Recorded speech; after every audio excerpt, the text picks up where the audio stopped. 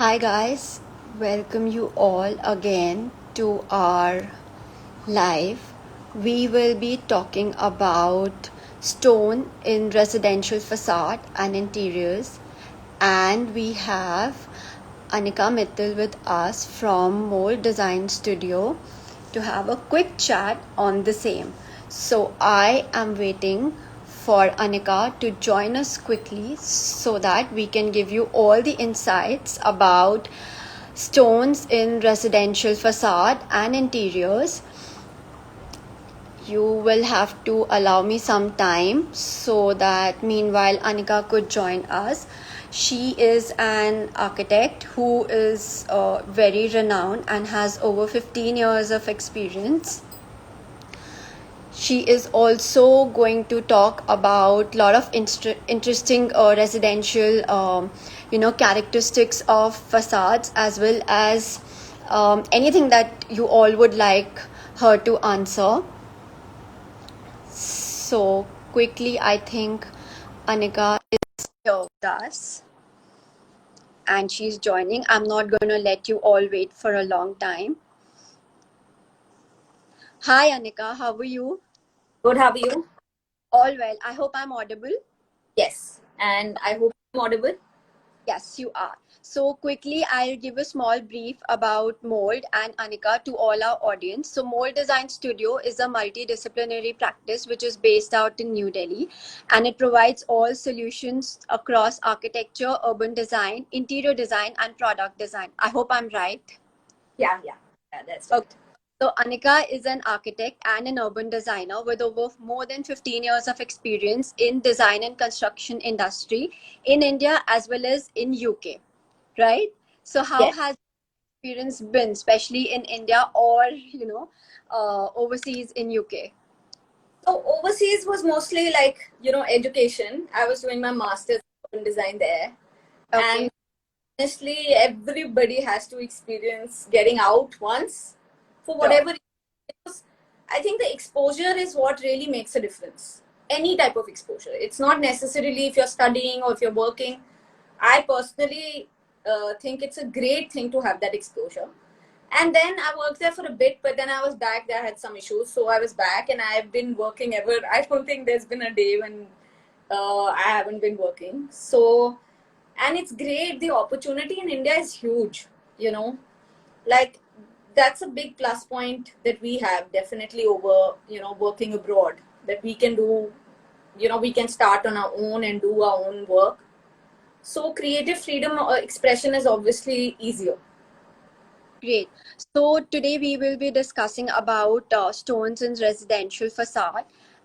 And to start with, my first question to you would be, what is your criteria for picking up stones for residential interior spaces? A lot of people face a lot of problems, especially even a layman who's designing their own house also. So what are the characteristics they should be looking at, or you as, who's experienced and specialized into this industry, what are the basic characteristics that you look at? So, the first thing when you're obviously working on any project and residential project also is the first thing any designer is going to look at is the aesthetic part of it, how it appears. So, whether you for a neutral palette, whether you want to do a dramatic palette, how you want the space to be, Okay. to so the appearance of the stone, what color you're looking at, what grain you're looking at, is the first. But once you're past that, you'll be looking at things like the thickness of the stone, because the lesser the thickness, the cracks might come more often, or the durability is more if the thickness is slightly more. Obviously it increases in cost, but it's definitely worth that money. Then, depending on where you're using it, whether you're using it on a flooring or on a wall or on a facade, you will definitely be looking at porosity, because some of the stones are a little more porous than the others, and so therefore you will make that choice depending on where you're using it. And then obviously you should look at how many cracks are there in that slab, or holes, and how much filling has been done, because that will just in general give you the right perception about that particular piece of stone. So I think Right. those starting criteria for how you will choose your stone. Okay, I've noticed a lot of times a lay person who doesn't know a lot of details about these things, they usually look at colors and just the durability of the stone. Do you think that is more than enough, or we should look at some other aspects also, like you mentioned? See, they should definitely, all stones are durable. That's not the issue. So, appearance is the first thing because it's natural that you look at what it looks like. But Right. beyond that, definitely look at the thickness because a lot of people are selling 15 or 16 mm, and if you can get 18 or 20, it's definitely better because it'll be stronger. Yeah. So, and I would recommend that they should look at porosity. You should at least ask the vendor because they will tell them, you know, Okay. stone is Okay. a bit porous or it needs, it needs a coat of some treatment or something. Because some of the Indian stones, sandstones are, all the sandstones are mostly porous. So, Right. vertical surface is still better, but on a floor, it might need a sealer or something like that. Right. Right. No, I think what you're saying about porosity, I think it definitely matters. Some or the other way, it does. Yeah, and they should just have a, if they are not, don't have a designer on board, it's definitely worth just having a conversation with the dealer. Like Right. where it from, they'll be more than happy to take you, explain you what it is. Most of them, at least, I would Right, think. right. So, how do you think one use of stone for different spaces, whether they are horizontal like floors or vertical like, for the facades used in residentials? Sorry. How do you think one can use stones in different spaces, whether it's a horizontal, which is like a floor, or could be in vertical spaces or vertical facades like in residences? Yeah. So, So how? is actually a very very versatile material in terms of like usage, and it's been there in our culture forever, and we have the craftsmanship for it. As a, as a country, we have the karigars which are available Yeah. easily.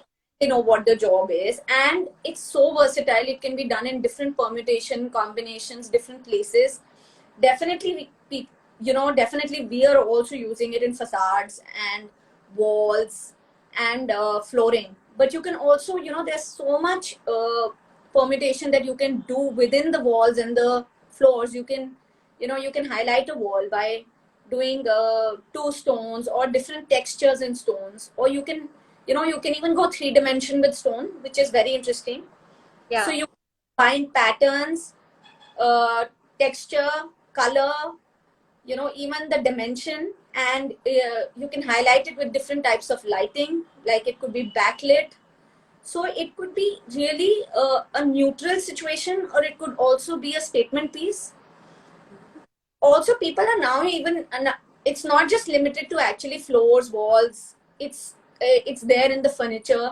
It's there in, things like counters. Of course they're there, but even things like wash basins, there's so many things that you can actually use stone for. And Right. it in this, understated or overstated, whatever you like, luxury factor which is there, and it's low on maintenance, so it definitely a go-to material for a So, lot of. do you think that like in today's time in 21st century when we talk about trends, so Yeah. is stone has also become a part of residential interior trends like any other material? Stone, I personally feel stone never went out of fashion. It's never going to go out of fashion because it's always been there, and Right. it's one of those things that I feel like, it only changes in character or technology, or in the way you use it over the years. Only used in changed in that, but Mhm. it's always been there. If you see culturally, we've always had it. Palaces, forts, Yeah. older buildings. It's the way you can use bigger pieces now. So it's the technology, or it's the availability, or uh, it's the different patterns depending on how the style is changing. you Mm-hmm. know whether you're going bold or whether you're going neutrals, or that style might keep changing, Okay. but evolving in terms of how many more things you can do with it. So I feel definitely it's not going anywhere anytime. I think you're right. It always has been evergreen and it will stay that way. Yeah, if you see, even earlier people used to do marble flooring. Even Yeah. now they do. It's just the way we do it has changed, or maybe the availability of a certain material has changed. Mhm. That everybody has always thought that marble or stone is very it's like the luxury factor. Yeah, yeah. No, I agree. And especially if we talk about, facades in particular, what are the things or, say important points that one should take care while using stones for especially external spaces, considering the weather conditions in India? So I think facade is very often used in stone is very often used in facades. It's always, and it create people associate it with a feeling of permanence, that it's like this sturdy material that we are putting on the facade, and it's very low maintenance, and we can just clean it, and it's going to stand the test of time. Yeah. So also been using materials on the facade like stone cladding and all. But the thing with facade stone is that you should definitely look at how you're using it. That's the most important thing. What Okay. thickness you're using, you should use a slightly thicker stone so that it can stand the weather conditions. The Mm-hmm. other thing is that earlier we used to only do like wet cladding, and you used to see smaller pieces of stone, really small. So the wet cladding used to be there, or you would see those screws on top of stones to hold them together, because the worry was always that it's going to fall on you. Right. So now that system has changed, and everybody is kind of doing dry cladding system, where between the wall and the stone cladding there is a gap in the middle. It's like an air cavity. Mm-hmm. It has a metal frame that supports the bolts, and the members support the stone. So now the stone has become much safer in terms of that, and the cavity is obviously helping create some thermal insulation and acoustic insulation. But also you have to make sure that it's properly drained, because there'll be moisture inside this cavity, obviously, because our weather is such. We have summers, winters, rainy season, at least in Delhi, but all places have at least two seasons, right? So the variation is the one that we have to be careful about. So all the expansion, contraction, the grooves have to be correct. The drainage for the moisture has to be there.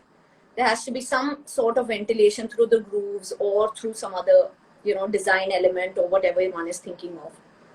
So I think it's important to take care of all the technical parts when you're doing, the designing of a stone facade, and taking care of all these things. That's Right. what's going to, avoid all the weather related issues. Fair And enough. doing facade, you have to look at lighting. Yeah. Actually, that's interiors or exterior anywhere, but lighting would really change the character of of any stone. During the day when there's sunlight, it's a different look. In the evening when there's artificial, it's going to be a totally different look. So it totally highlights the material. Right, right. So, like, I've noticed in last two questions you've provided so many solutions. You always believe in providing design solutions at every stage. So, one of the important stage of a project in construction, what would that be? If that is stone, or if that is sustainability aspect, and if somebody is trying to buy any stone and make sure that there is no wastage, so how would that be? Yeah, sustainability wise, of course, wastage is a very critical issue. So Mhm. one thing, if you're talking about sustainability, I mean, obviously you should try and source a local material, Yeah. which a lot of times because of what you're looking for. But if you can, and if you're going for a slightly understated look, you can definitely use a local material. Then the other thing is, when you're looking at when you're designing your floor, the joints and all of those, you can then discuss it with the person, the karigar, and see what stone slab sizes you actually need, rather than just, buying a random size and then having wastage. Or you can reverse it and have, work out the sizes based on the slab sizes, so you can, work around that. Plus, obviously, at the time of construction, you really have to make sure that the detailing of the junctions, how the precision is going to make all the difference of a stone, because you Right. can get some good detailing in stone. It's really one of the bonus points of having stone. You can Right. get, jointless floors. You Mm-hmm. can get amazing junctions. You can do bookmarking, which is like, the grain of the stone goes from one end to the other. So Interesting. that really brings out the material, and it gives it the value that it deserves, I feel. Yeah, so definitely looking at those things will make a difference. Any type of detailing, can Right. really create the whole material and the interiors. Right. You were talking about sizes of the stone. Yeah. So, what an ideal size that you would like to recommend to the audience? There's no ideal size, but the most easily available size that you get most of the times through the vendor is a 4 feet by 8 feet slab base. So Mm-hmm. that's what they have mostly available. Okay. So I think that's the standard size that is usually there.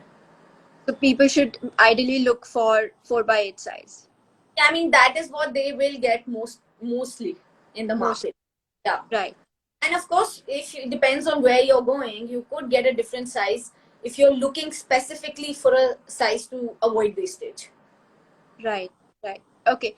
And like we also spoke about patterns and textures, and we see there are so many patterns and textures that are available in stones. Um, why don't Sorry. we take stones and patterns for their design? Sorry, can you just repeat the last bit of the. I just mentioned that there are so many patterns and textures available that anybody can go, and they can figure out as to what they want to pick. But what would be the ideal way of playing with stones and textures in their design? Be it on the floor, be it on the wall, or be it even on the furniture piece. See, there is no ideal way as such. It's what you're designing. You could do whether it's a floor or a wall. Floor specifically, you can do things like inlay, definitely. You can highlight the edges, you can highlight the center, you can create a carpet. So you can do it with two materials, or you can do it with you can insert a metal in a stone. So, or you can do two stones. You can even do a combination of stone with tiles. So, on the flooring, you can't go 3 dimension, because you obviously have to make sure that it's maintenance free. But Right. obviously, outdoors you can explore different textures, like you can do a honed or a sandblasted or a leather finish, just to avoid the polished look. When you're doing walls, there's just endless possibilities. You can create patterns through 3 dimension. You can literally do any pattern that you're thinking in your mind now. There are a lot of people doing a lot of different techniques, and so you can obviously do the things that you're doing on the floor, on the walls also, but the 3 dimension aspect really adds to that. You can Right. even ones that are can be backlit to Uh-huh. highlight. So I think the options are quite vast when it comes to the wall treatments. Yeah. Right. So, like you've spoken so much about stone, what would be your choice of stone? Oh, that's very tricky. See, So, because personally, I, stone I, yeah, your person yeah. and might be one stone that as a designer and as an expert in the industry you would always want to pick that up, and you are like, okay, this is something that will go anywhere and everywhere. So if it was a Italian, I would anytime go to and choose a travertine, because it has this slightly rustic look. I don't personally. I find polished looks very clean, but they really work well for luxurious, getting that luxury Right. factor. And Yeah. otherwise, like if I had to go for an Indian stone, there is even something as simple as kota or a teak, like a Jaisalmer teak or something, really, really brings out, the earthy Yeah. factor. And I feel like the earthy modern rustic is what I personally really Right. like. And Okay. also, Okay. yeah, even at Mold when we are working, I mean, if the clients are open to the idea, we like the idea of bringing in a little bit of Indian to the Mm-hmm. modern style, because I think we can't lose touch with the fact that we live in India, and so it's so versatile and it's so culturally strong that we Absolutely. shouldn't ignore. Yeah. Absolutely. Yeah. Yeah. We have one question here from Arya asking, how is rain screen important for stone facades?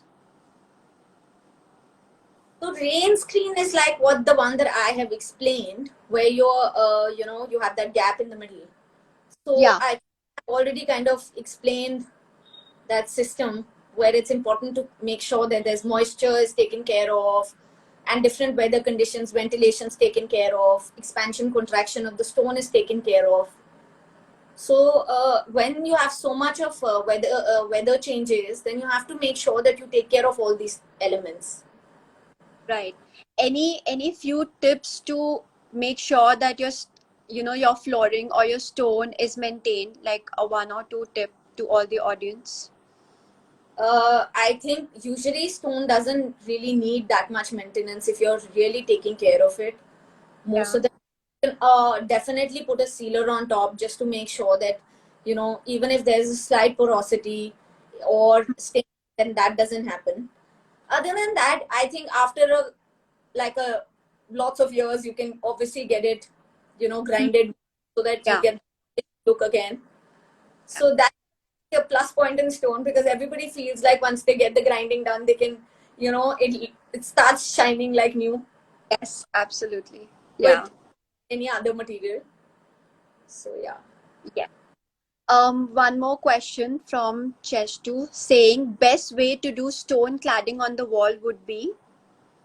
It depends what you're doing it on. If you're doing it on external walls, or if you're doing it on walls, if you're doing it on internal walls, wet cladding is fine. Obviously, if you are trying to do backlighting or putting a LED, then you need to do a framework behind it just to make sure that the light fitting is there. And if Right. you do external surfaces, again, if it's a small short wall, if the height isn't too much, then you can do wet cladding. Otherwise, like I said, dry cladding is the go-to system now. Any but like I would like to add one more question to this. Any particular height that we should keep in mind if you're doing any outdoor facades, or it can just be up to us? Beyond a ground floor now, dry cladding is a better way to go, because even if a stone falls from first floor, Yeah. you you don't want that in your, you just want to make sure that it's completely stable. So it's Right. a better system to go for Hmm. now, but it's more expensive. So sometimes people, even if it's just ground and first, sometimes people still go ahead and do wet cladding, because dry cladding works out to be a little more expensive. Mm-hmm. Yeah. I think anybody is going to be suggesting wet cladding anymore after Okay. first. Yeah. We've also, seen that you are an urban designer and you have been designing a lot of external spaces as well, and you've spoken also so much about it. So, any stone recommendations, especially for outdoors? So outdoors, Kota works very well, of course, and it's one of the readily available materials. You can get it in different finishes. So for outdoors, you can sandblast it or hone it, or get that slightly rustic look for the outdoors.